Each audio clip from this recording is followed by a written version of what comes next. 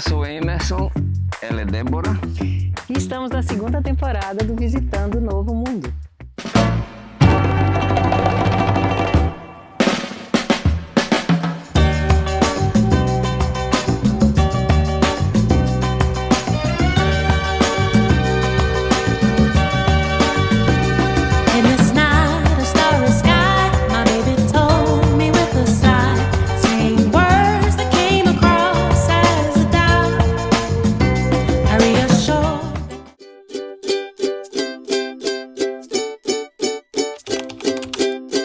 Então estamos aqui com um casal muito especial, uma história muito linda para contar, Simon e Elisa.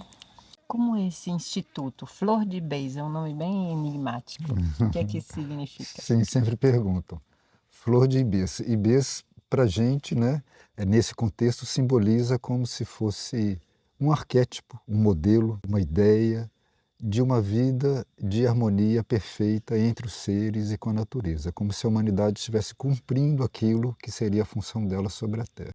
Então, Flor de Ibês seria o desabrochar desse arquétipo, desse modelo, desse padrão de conduta, desse padrão de vida. E como é que vieram juntos parar aqui? A gente morava em Minas Gerais, éramos monges, ex-monges, e monges que se apaixonaram e decidiram ficar juntos, e a gente veio parar aqui no Mato Grosso. E vocês tinham muito esse propósito do serviço, né? Como é que vocês estão servindo a essa terra? Desde que a gente chegou, a intenção é essa, porque esse é o motivo de vida, e aí o serviço ele se revela de diferentes maneiras, seja um serviço às pessoas que frequentam, um serviço à comunidade local, um serviço à natureza que está presente, né, no nosso campo de ação. Então é uma disponibilidade sempre presente. A gente vem viajando e visitando o que a gente chama visitando o novo mundo. E uma das características desse novo mundo é a regeneração. Como é que vocês estão fazendo isso por aqui? Aí a gente busca uma regeneração nossa, individual, né? Cada um é uma proposta de Flor de Ibês, ou seja, que cada um, ao estar aqui, ele está trabalhando essa regeneração em si. Então, nas relações, principalmente, relação consigo, relação com os outros, relação com a vida, com a natureza, com o ambiente. E aí temos coisas práticas que repercutem esse trabalho interno. Então, regeneração do solo, recuperação das águas, recuperação de nascente, recuperação do bioma. Como é que você se sente, Elisa, assim, fazendo parte desse mundo onde a natureza tem muito espaço, onde ela é reverenciada, onde ela é regenerada? É um privilégio, né, fazer parte disso, né? A gente vê que ao mesmo tempo que a gente estava conversando, né, que o mundo está decaindo, é como o fruto que cai da árvore e ele começa a se decompor, mas aquilo é alimento para aquela semente que vai germinar. E eu me sinto parte dessa semente que está germinando. Como é fazer isso junto com o Simon?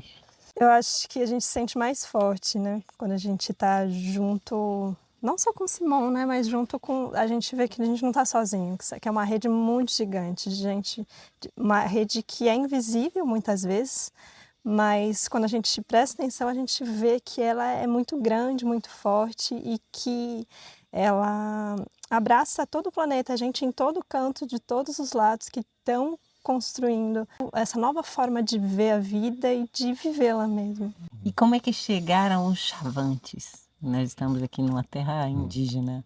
Lá em 2016 a gente fez um curso de permacultura com o João Roquete e a Tati, do Instituto de Permacultura do Pampa, o IPEP. A gente ofereceu bolsas para esse curso e dentre essas bolsas a gente ofereceu para o povo Chavante, que eles são vizinhos nossos, né? Eles estão aqui nessa terra é deles. E a partir daí não parou mais, eles começaram, né, a gente se aproximou deles, eles se aproximaram da gente e a partir desse primeiro contato a gente foi criando esse vínculo, essa aproximação e aí foi desenvolvendo, né, os cursos, trabalhos, oficinas, vivências, com eles vindo para cá, para o Instituto e a gente indo para a aldeia. Qual a semelhança entre o modo como vocês vivem aqui, nessa sede do Instituto Flor de Ibês, e essa vida dos povos originários? Acho que aqui a gente busca olhar para a terra, olhar para a natureza de uma maneira muito respeitosa e reconhecendo que existe realmente uma consciência ali, não é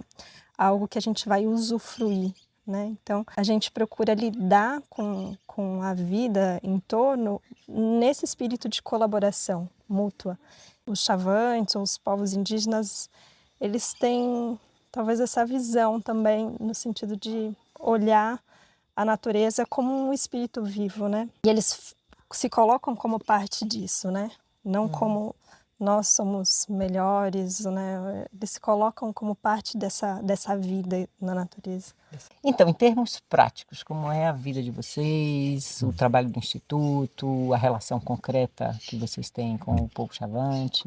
Então, a gente tem um foco em agrofloresta. Essa agrofloresta ela visa a recuperação do solo, a gente está em lugar de pastagens degradadas, recuperação do ciclo da água, recuperação de nascentes, então uma restauração do bioma também, né? Como se dá concretamente? Então se dá na sede do Instituto, a gente está na área rural, então a gente tem as áreas de implantação de agrofloresta aqui, com diferentes idades, né? Todas em processo regenerativo e aqui funcionando como uma escola viva, digamos, onde os Chavantes especialmente, né, que é o foco bastante voltado para os povos indígenas e outras também escolas ou universidades que nos procuram, mas funciona então praticamente no dia a dia, com cursos, formações, vivências, usando o local como sala de aula. Elisa, como é esse espaço aqui concretamente, em termos de espaço construído, de área? A estrutura é bem simples, né? Bem básica. Atualmente consegue hospedar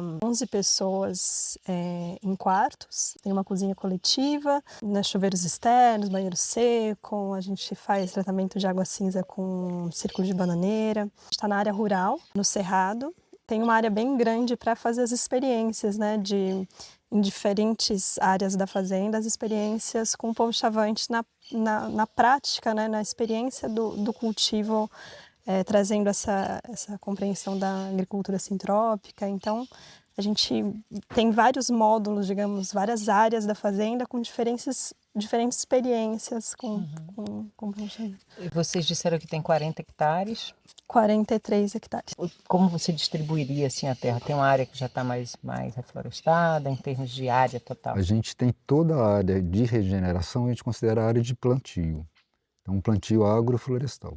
Só que ele é feito de maneiras diferentes. Tem locais que a gente está fazendo uma implantação agroflorestal, tem locais que a gente está auxiliando a natureza com a implementação de sementes para ajudar essa recuperação, e tem locais que está entregue ao próprio movimento da natureza, porque ali já tem, por diferentes motivos, um banco de semente maior e um maior impulso de recomposição.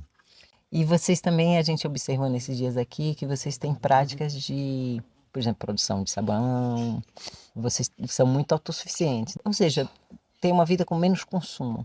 Como é isso? A gente começou querendo impactar cada vez menos a terra que a gente está, a água que tem aqui, o nosso subsolo.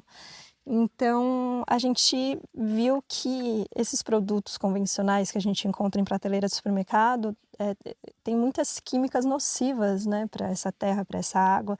Então, a partir daí, a gente começou a buscar alternativas, né, maneiras de como a gente poderia gerar menos lixo, gerar menos impacto, e a partir daí a gente começou a ver que era possível a gente produzir sabonetes, né, pomadas, né, cosméticos e coisas que a gente precisa para as necessidades básicas, né, que a gente poderia produzir, né, que cuidasse tanto do nosso corpo, de nós, quanto do corpo terra. Vocês também produzem da abundância que a natureza dá, vocês produzem frutas secas, algumas coisas desse tipo, o que, por exemplo? Teve ciclos, né? Como o Instituto, às vezes tem mais pessoas no período, então tem períodos que tem mais voluntários, mais participantes em casa, tem períodos que tem menos pessoas.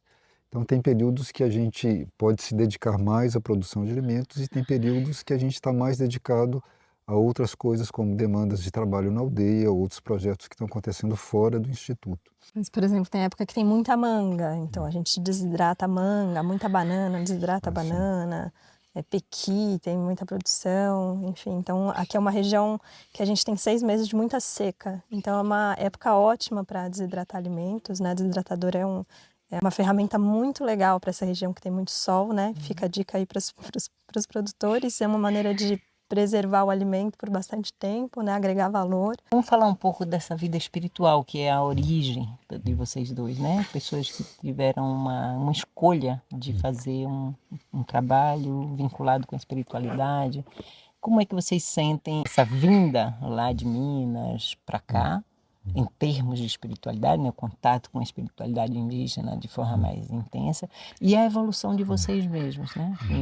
Na dedicação da vida a algo mais transcendente. Quando o sol se nasce, quando o ninho floresce, a gente está na cozinha fazendo um alimento e de repente vem aquele perfume que arrebata a gente e faz a gente voltar lá para dentro e lembrar como a vida é sagrada, como isso é belo. Eu acho que a espiritualidade está no dia a dia. Vocês têm assim, momentos rituais específicos durante o dia? A gente procura manter. Às vezes a vida não consegue, a gente às vezes não consegue manter esse ritmo diário, mas procuramos, né? Tem um momento em que a gente faz uma pausa para silenciar, para fazer uma meditação, ou para cantar um mantra, entoar um mantra, né? E como é essa vinda desse jovens muito incrível que está morando aqui com vocês, Justino, o povo Chavante? Como é que ele chegou aqui? O que é que significa a presença dele aqui na terra de vocês? Quando começamos a trabalhar com a aldeia onde o Justino vive, ele se identificou muito com todo o trabalho e ele pediu para vir aqui, porque ele queria aprender mais. Então outros da aldeia já vieram, passavam um mês conosco, voltavam para a aldeia durante ciclos, né? E o Justino está fazendo isso de uma maneira mais extensiva, então ele está fazendo uma formação residencial. Uma formação em agrofloresta. A formação em agrofloresta, né? Outras práticas sustentáveis também, né? Que então em torno do eixo da agrofloresta ele vai se familiarizando, vai conhecendo, vai aprendendo português, que para eles é muito importante, porque eles preservam o idioma original, mas falam um pouco português. Mais algum outro preparo que ele tem a intenção de fazer uma universidade, prosseguir os estudos, então aqui ele vai criando essa base de relação com o mundo não indígena. Como vocês sintetizariam em uma palavra, uma frase, a missão do Instituto Flor de Ibês? Cooperação. Cooperação, doação de si. Como vocês poderiam sintetizar essa escolha de ter vindo para cá? Aspiração. Qual seria a cor que caracteriza o Cerrado? Amarelo, do ipê. Que cheiro vocês acham que lembra mais essa terra aqui? A floração do cajueiro. O pequi também, o fruto do pequi é muito presente, ele tem uma personalidade muito forte. Simone, uma palavra para você, Elisa. Sabedoria na ação. Cuidado amoroso.